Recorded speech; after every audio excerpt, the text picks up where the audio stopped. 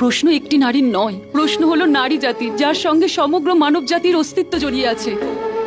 নারীদের উপর ততদিন দোষারোপ করা হবে যতদিন তারা সহ্য করবে। সময় এসে গেছে আর্য, একজন নারীকে তার মান সম্মানের সুরক্ষা নিজেকেই করতে হবে। আর সেই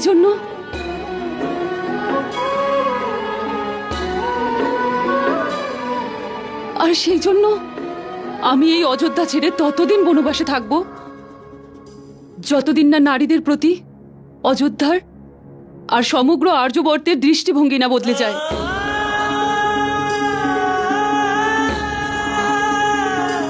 আমাদের সন্তান এই সংসারে আসতে চলেছে সীতা, আর এই সময় তোমার সব থেকে বেশি দরকার আমাকে।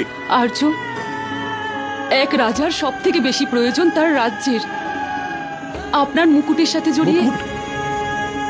যদি এই মুকুটই সব সমস্যার কারণ হয়, যদি এই মুকুটই আমাকে তোমার এবং আমার সন্তানের কাছ থেকে বিচ্ছিন্ন করে, তবে আমি ত্যাগ করছি এই মুকুট। আর্য,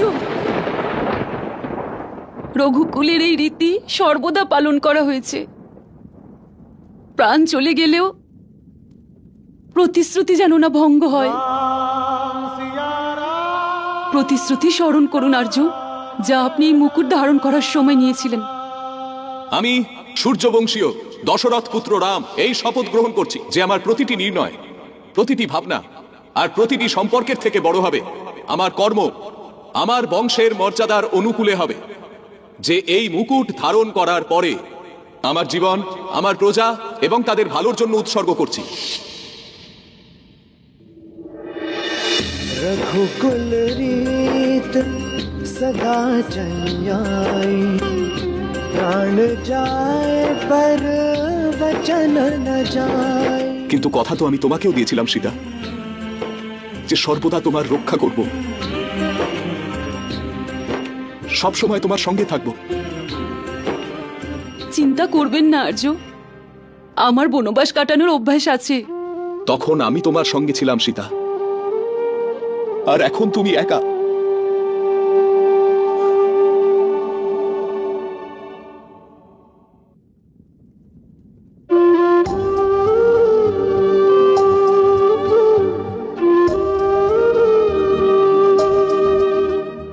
এই বন্ধনই আমাদের বেঁধে রাখবে। আপনিই তো বলেছিলেন না, যদি আমরা আলাদাও হয়ে যাই তখন এই বন্ধনই আমাদের এক করবে, তাই না?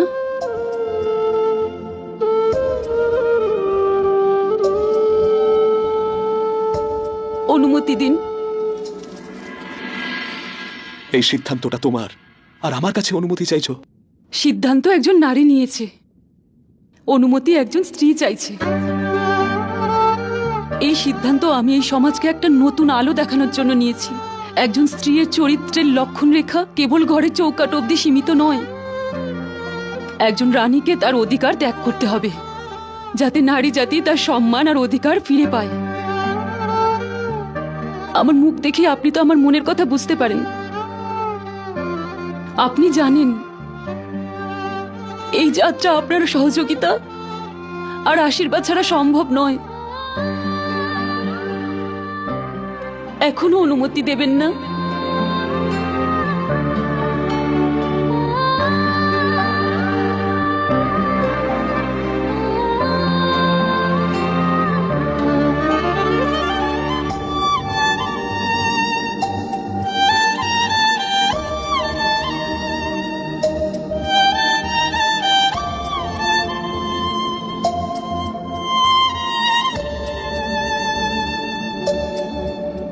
मेरा हृदय तुम, ओ श्वास तुम ही, रहती सदा हो मेरे पास तुम ही।